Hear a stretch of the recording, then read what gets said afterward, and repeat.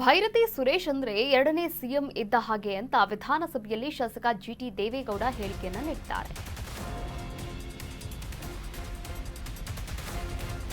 ಭೈರತಿ ಸುರೇಶ್ ಅಂದ್ರೆ ಎರಡನೇ ಸಿಎಂ ಇದ್ದ ಹಾಗೆ, ಮುಖ್ಯಮಂತ್ರಿಗಳಿಗಿಂತ ನೀವೇ ಪವರ್ಫುಲ್ ಬಿಡಿ ಅಂತ ಹೇಳಿದ್ದಾರೆ. ವಿಧಾನಸಭೆಯಲ್ಲಿ ಶಾಸಕ ಜಿಟಿ ದೇವೇಗೌಡ ಹೇಳಿಕೆಯನ್ನ ನೀಡಿದ್ದಾರೆ.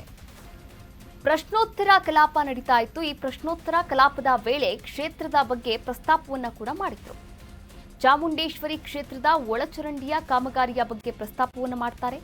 ಈ ಬಗ್ಗೆ ಪ್ರಸ್ತಾಪ ಮಾಡಿದಾಗ ಶಾಸಕ ಜಿಟಿ ದೇವೇಗೌಡ ಸಮಸ್ಯೆ ಪರಿಹಾರಕ್ಕೆ ಸಿಎಂ ಸಿದ್ದರಾಮಯ್ಯ ಅವರಿಗೆ 40 ವರ್ಷದ ಅನುಭವ ಇದೆ, ನಗರಾಭಿವೃದ್ಧಿ ಸಚಿವರು ಹೇಳಿದ್ರೆ ಸಿಎಂ ಕೇಳ್ತಾರೆ ಅಂತ ಹೇಳಿದ್ರು. ಸದನದಲ್ಲಿ ಹೀಗೆ ಹೇಳಿದ ಶಾಸಕ ಜಿಟಿ ದೇವೇಗೌಡ ಇರುವಂತಹ ಮುಖ್ಯಮಂತ್ರಿ ಸ್ಥಾನ ತೆಗೆದುಬಿಟ್ಟಾರು ಅಂತ ಭೈರತಿ ಅವರಿಗೆ ಹೇಳಿರುವಂಥದ್ದು. ವಿಧಾನಸಭೆಯಲ್ಲಿ ಶಾಸಕ ಜಿಟಿ ದೇವೇಗೌಡ ಅವರು ಮುಖ್ಯಮಂತ್ರಿಗಳಿಗಿಂತ ನೀವೇ ಪವರ್ಫುಲ್ ಬಿಡಿ ಅಂತ ಭೈರತಿ ಸುರೇಶ್ ಅವರಿಗೆ ಒಂದು ಹೇಳಿಕೆಯನ್ನ ಕೂಡ ನೀಡಿದ್ದಾರೆ. ಪ್ರಶ್ನೋತ್ತರ ಕಲಾಪ ನಡೀತಾ ಇತ್ತು. ಪ್ರಶ್ನೋತ್ತರ ಕಲಾಪದ ಮಧ್ಯದಲ್ಲಿ ಜಿಟಿ ದೇವೇಗೌಡರು ಹಾಗೆ ಭೈರತಿ ಸುರೇಶ್ ಅವರ ಮಧ್ಯದಲ್ಲಿ ಈ ಒಂದು ವಾಗ್ವಾದ ನಡೆದಿರುವಂಥದ್ದು. ಹಾಗಾದ್ರೆ ಏನೆಲ್ಲ ಆಯ್ತು ನೋಡ್ಕೊಂಬರೋಣ.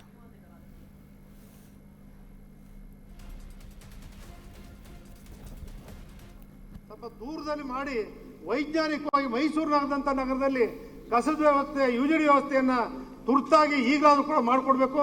ಮುಖ್ಯಮಂತ್ರಿಗಳಿಗೆ ಅನುಭವ ಇದೆ. ಆ ಕ್ಷೇತ್ರದಿಂದ 40 ವರ್ಷದಿಂದ ಅನುಭವ ಇರ್ತಕ್ಕಂಥ ಮುಖ್ಯಮಂತ್ರಿಗಳಿಗೆ ಮುಖ್ಯಮಂತ್ರಿ ಇದ್ದಾರೆ. ಅದರಲ್ಲೂ ಭೈರತಿ ಸುರೇಶ್ ಅವರು ಅಂತ ಹೇಳಿದ್ರೆ ನೀವೇ ಸೆಕೆಂಡ್ ಮುಖ್ಯಮಂತ್ರಿ ಇದ್ದಂಗೆ. ಈ ನಗರಾಭಿವೃದ್ಧಿ ಯಾವುದೇ ಈ ಮಂತ್ರಿಗಳ ಪೈಕಿ ನೀವೇ ಸೆಕೆಂಡ್ ಮುಖ್ಯಮಂತ್ರಿ. ನೀವು ಎಸ್ ಅಂದ್ರೆ ಮುಖ್ಯಮಂತ್ರಿಗಳು ಮಾಡಿಕೊಡ್ತಾರೆ. ನೀವು ಮನಸ್ಸು ಮಾಡಿದ್ರೆ ಕೆಲಸಗಳು ಆಗ್ತವೆ. ಅದನ್ನ ದಯಮಾಡಿ ತುರ್ತಾಗಿ ಮಾಡಿಕೊಡ್ಬೇಕು ಅಂತ ಹೇಳಿ ಮಂತ್ರಿಗಳಲ್ಲಿ ಮುಖ್ಯಮಂತ್ರಿಗಳಿಂದ ಅವರೇ ಪವರ್ಫುಲ್ಲು. ಮುಖ್ಯಮಂತ್ರಿಗಳಿಂದ ಪವರ್ಫುಲ್ ಅವರು, ನಿಮಗೆ ಗೊತ್ತಿಲ್ಲ. ಅದು ಮಾಡಿಕೊಡ್ಬೇಕು ಅಂತ ಹೇಳಿ ಮನವಿ ಮಾಡ್ತೀನಿ ಬರ್ತಿ ನಮ್ಮ ಮಂತ್ರಿಗಳಿಗೆ. ಮಾನ್ಯ ಸಭಾಧ್ಯಕ್ಷರ,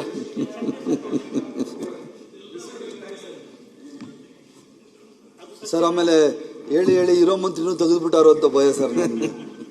ಮಾನ್ಯ ಸಭಾಧ್ಯಕ್ಷರೇ, ಹಿರಿಯ ಸದಸ್ಯರು ಜಿಟಿ ದೇವೇಗೌಡರು ಸಾಹೇಬರು ಹೇಳಿದ್ರು ಸಭಾಧ್ಯಕ್ಷ, ಚಾಮುಂಡೇಶ್ವರಿ ವಿಧಾನಸಭಾ ಕ್ಷೇತ್ರಕ್ಕೆ ಸುಮಾರು 27 ಕೋಟಿ ಮಿಸ್ಸಿಂಗ್ ಲಿಂಕ್ ಸಭಾಧ್ಯಕ್ಷ. ಈಗಾಗಲೇ ಲೈನ್ ಇದೆ ಸಭಾಧ್ಯಕ್ಷರೇ, ಹೊಸ ಲೈನ್ ಹಾಕುವಂಥದ್ದಲ್ಲ ಇದು.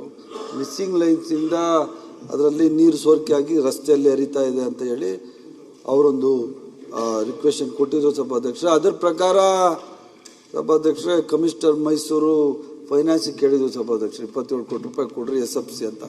ಅದರ ಫೈನಾನ್ಸ್ ಅವರು ದುಡ್ಡಿಲ್ಲ ಅಂತ ಹೇಳ್ಬಿಟ್ಟು ಅದನ್ನ ವಾಪಸ್ ಕಳಿಸಿದ್ದಾರೆ ಸಭಾಧ್ಯಕ್ಷರೇ.